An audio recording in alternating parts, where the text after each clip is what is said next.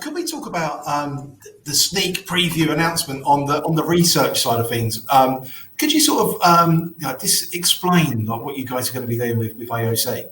Yeah, sure. We've got a really exciting research initiative, which the two Davids will be talking about later on the main stage.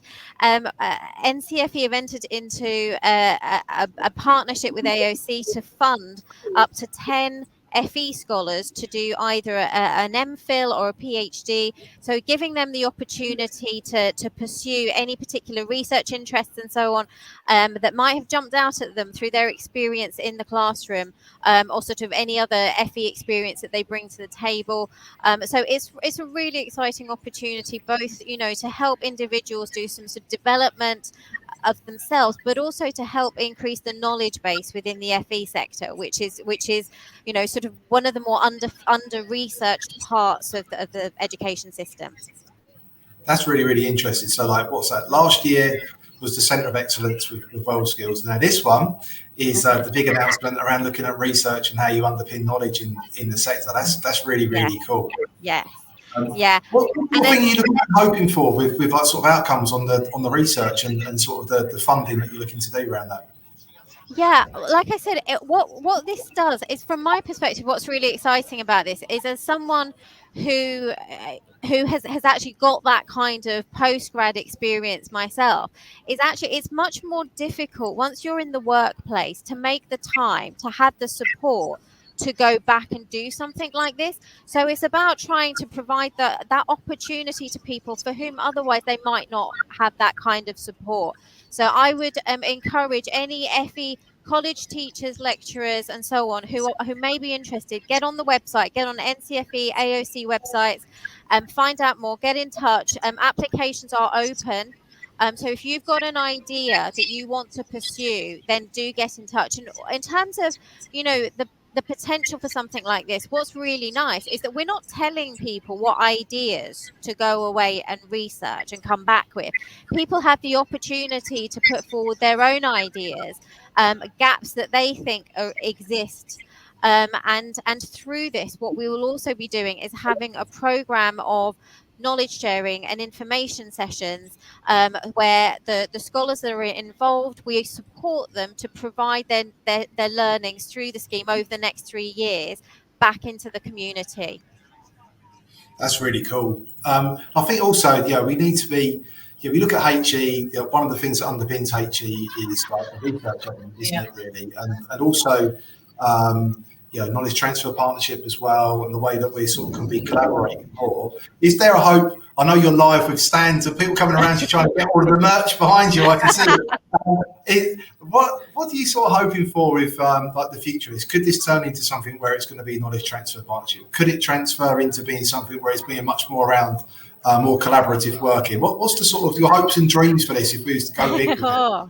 Oh gosh, wow. Okay, so yes, I think that everything always has the potential to grow and expand and morph into something bigger and more sort of impactful, if you like. I mean, our relationship with the AoC in terms of research partnerships does not start with this. So, for example, I'm speaking on a panel tomorrow to talk about our enrichment project, which is running over the next 3 years, which is looking at the kinds of work, that colleges are currently doing around enrichment. And post-pandemic, with sort of learners having been at home and out of sort of that socialization aspect, enrichment becomes so much more important. So what's really lovely in terms of this partnership is that, as I said, we started off with projects like that. It's grown into the research further. Is the name of this project. And in terms of the future, who knows? I think it's really exciting.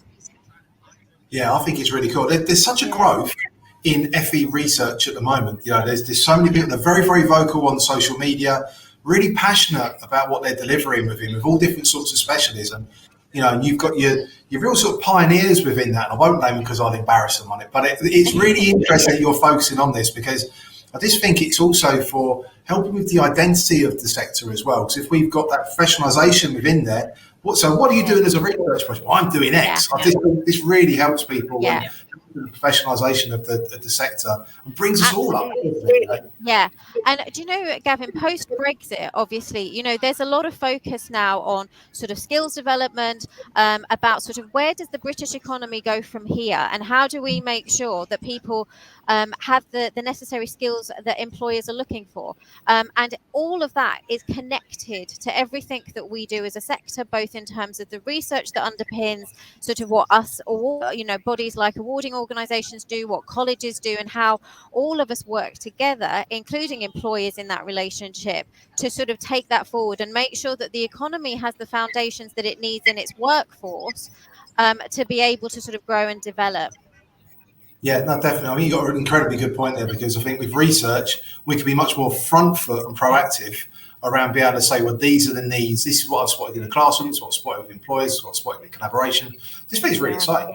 It is, and it's at the grassroots as well. So it's practical research as well, not just theoretical research, which is really exciting. Yeah.